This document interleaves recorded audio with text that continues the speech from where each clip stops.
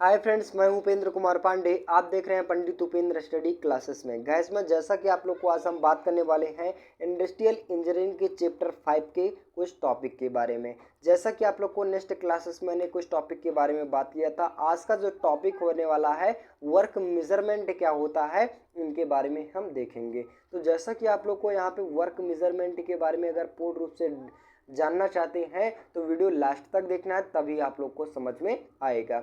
चलिए बात करें, जैसा कि आप स्क्रीन के माध्यम से देख पा रहे हैं इंडस्ट्रियल इंजीनियरिंग जो चैप्टर 5 है और चैप्टर का नाम क्या है हमारा वर्क मेजरमेंट। आज हम न्यू चैप्टर के बारे में बात करेंगे, यानी कार्य मापन क्या होता है इनके बारे में।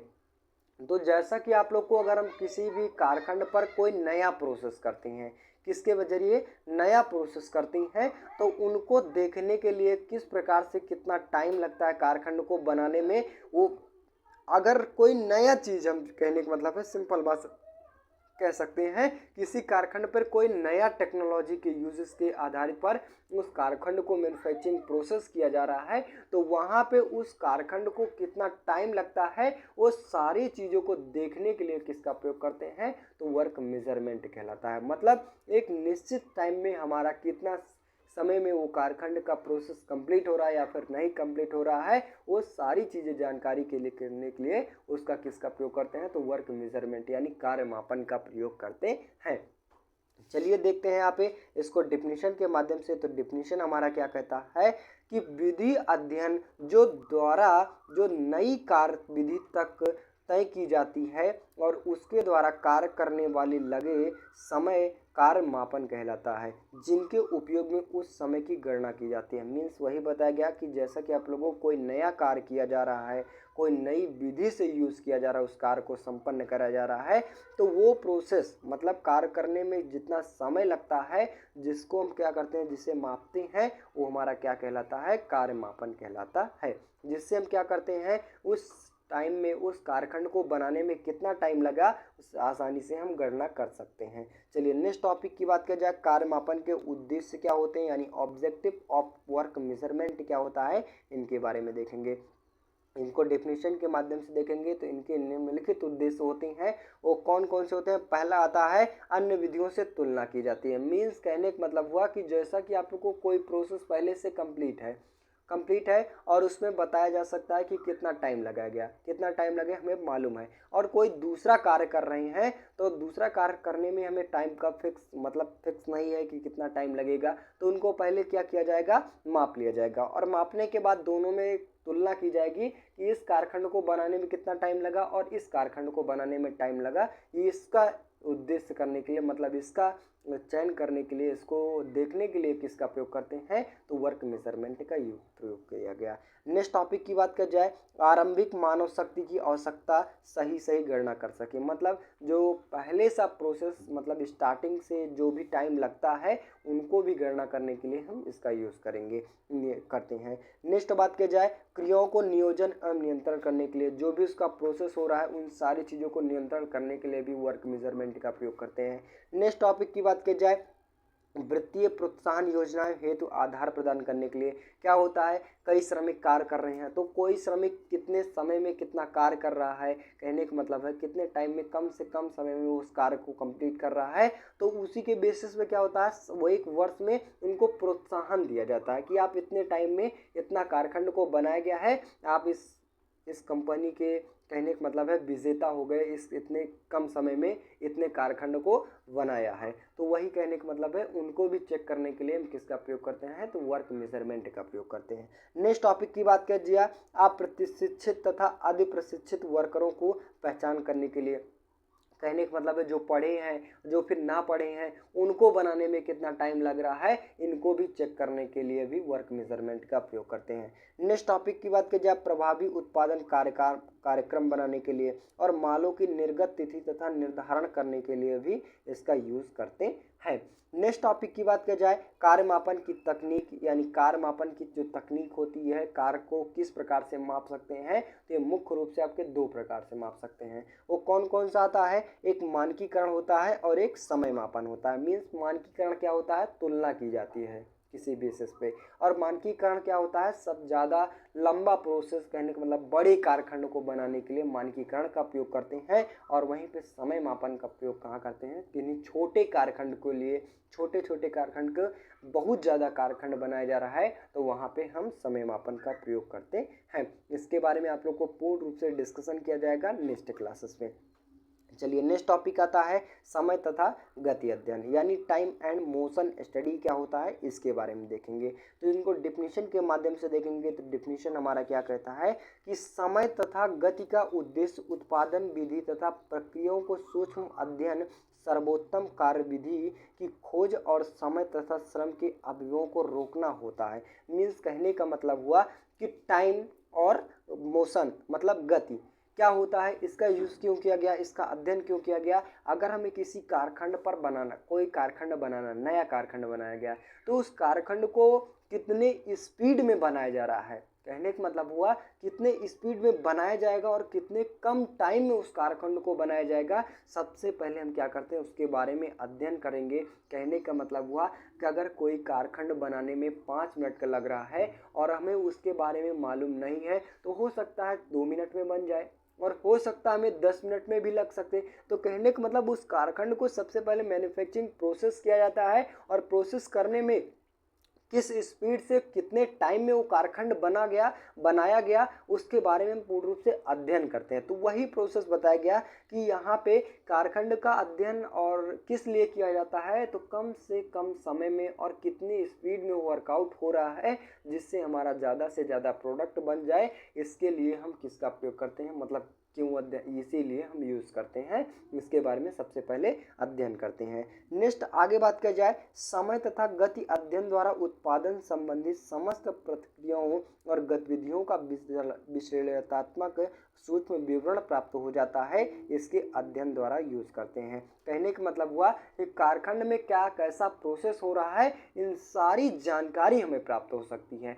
कहने का मतलब हुआ कि अगर हमें कोई भी सुपरवाइजर से ले लिया गया, रिलेटेड ले लिया गया, कारखंड को बनाने में 5 मिनट लग रहा है और श्रमिक उसी कार्य को बनाने में 10 मिनट लग रहा है। अगर हमें पता होता कि 5 मिनट में उस कारखंड को बनाया जा सकता है तो हम क्या कर सकते हैं, श्रमिक को रोक सकते हैं, मतलब बोल सकते हैं कि इस कारखंड को बनाने में 5 मिनट का टाइम लगता है, आप 10 मिनट में क्यों बना रहे हैं। तो उसी के बेसिस पे हम कह सकते हैं कि अगर हम कारखंड के बेसिस पे पूर्ण रूप से जानकारी ले लेते हैं तो हमें सारी चीज़ों का अध्ययन हो जाता है, जिससे हम किसी को बोल सकते हैं कि आपको इतने टाइम में इतना प्रोडक्ट बनाना है। चलिए नेक्स्ट टॉपिक की बात किया जाए, इसके अध्ययन के जो अध्ययन होता है वो निम्नलिखित होता है।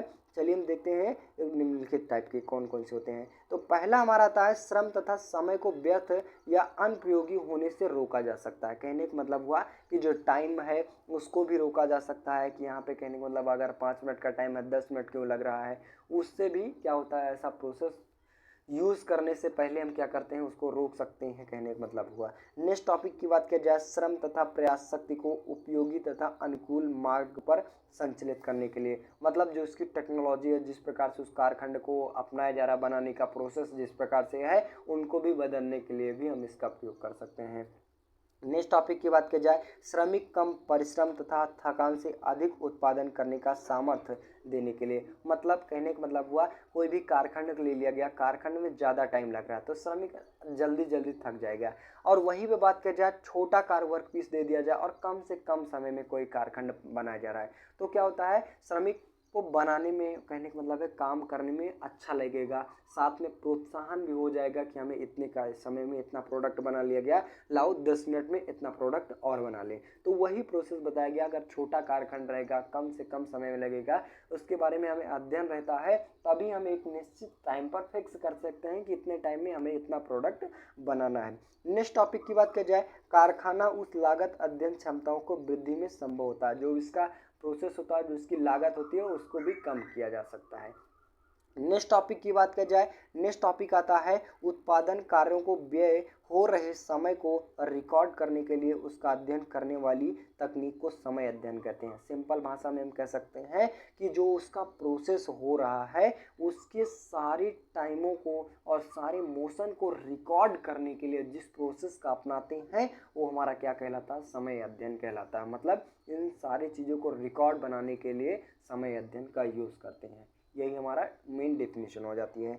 नेक्स्ट टॉपिक की बात किया जाए, नेक्स्ट टॉपिक हमारा आता है समय अध्ययन के लिए उपयोग में आने वाले उपकरण, मतलब जो टूल यूज़ किए जाते हैं समय टाइम स्टडी में, वो कौन कौन से टूल यूज़ किए जा रहे हैं इनके बारे में देखेंगे। तो पहला हमारा आता है समय अध्ययन बोर्ड, जो जिसके माध्यम से हमें जितना टाइम लगा उनको दर्शाने के लिए यूज़ करते हैं। नेक्स्ट विराम घड़ी, जिसके माध्यम से हमें टाइम कितना लगा उसको हम देखते हैं। नेक्स्ट टॉपिक की बात किया जाए, समय अध्ययन सीट, जिनके द्वारा पहले से हमें फिक्स होता है कि इतने टाइम में हमारा इतना प्रोसेस करना है, इतने टाइम में हमारे इतने कारखंड को बनाने में टाइम लगेगा, सीट के जरिए हम प्रदान कर मतलब देखते हैं। और टेकोमीटर की सहायता से हम क्या करते हैं, उसका प्रोसेस चेक करते हैं। नेक्स्ट बात किया जाए, समय अभिलक्षणिक मशीन, अभिलेखक मशीन, कितना प्रोसेस किस प्रकार से हमें लगा इसके बारे में। नेक्स्ट इलेक्ट्रॉनिक समय मापक और चलचित्र कैमरे के द्वारा संगणक के द्वारा, मतलब जो समय को देखने के लिए हम इतने प्रकार के टूल का यूज़ करते हैं। नेक्स्ट टॉपिक की बात करें जाए, नेक्स्ट टॉपिक हमारा आता है समय अध्ययन के चरण यानी step involve in time study. जो समय अध्ययन के कितने चरण होते हैं इनके बारे में देखेंगे। तो इनके निम्नलिखित चरण होते हैं। पहला हमारा आता है कि मानक लेखन से प्राप्त कार्य विधि का रिकॉर्ड रखना तथा कार्य कर रहे श्रमिकों के बारे में पूर्ण आवश्यक जानकारी लिख लेना। मतलब जो इसका स्टेप होता है टाइम स्टडी का, तो उसका पहला प्रोसेस होता है कि जितना टाइम लग रहा है उनको रिकॉर्ड करना, और साथ में जैसा कि जितने टाइम में जितना प्रोसेस हो रहा है उनको एक ड्राइंग के द्वारा रिकॉर्ड लिख लेना, मतलब तैयार लिख लेना। नेक्स्ट टॉपिक की बात की जाए, नेक्स्ट हमारा आता है कार्यकारी को छोटे से छोटे भागों में बांटकर अध्ययन करना और प्रत्येक भागों में लगा समय रिकॉर्ड करना। मतलब कारखंड कोई लंबा प्रोसेस बना रहा है, कोई बड़ा कारखंड बना रहा है, तो सारे पार्टों को खोल कर जिन पार्टों में जितना टाइम लग रहा है एक सीट पर उन सारे चीज़ों को रिकॉर्ड करने के लिए पहला दूसरा चरण होता है। नेक्स्ट बात की जाए, तीसरा चरण हमारा क्या होता है, कार्य में लगे श्रमिक समय की तुलना और सामान्य श्रमिक से करना,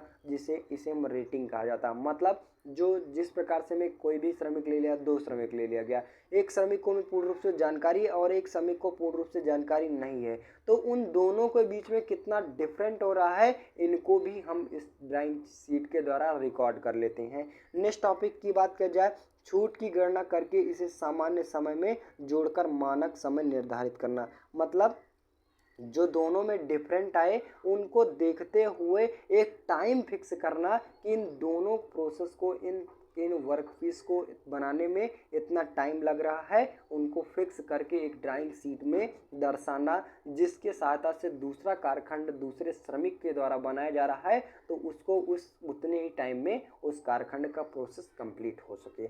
आई होप गाइस यहाँ पे आप लोग को कार्य मापन क्या होता है इनके बारे में पूर्ण रूप से डिस्कशन किया गया। आई होप कि आप लोग को सारा टॉपिक समझ में आया होगा। तो बस गाइस आज के लिए इतना ही। वीडियो अच्छी लगी हो, चैनल पर नए हो, चैनल को सब्सक्राइब कीजिए, ज़्यादा से ज़्यादा शेयर करने की कोशिश कीजिए। मिलते हैं नेक्स्ट वीडियो में, तब तक के लिए जय हिंद।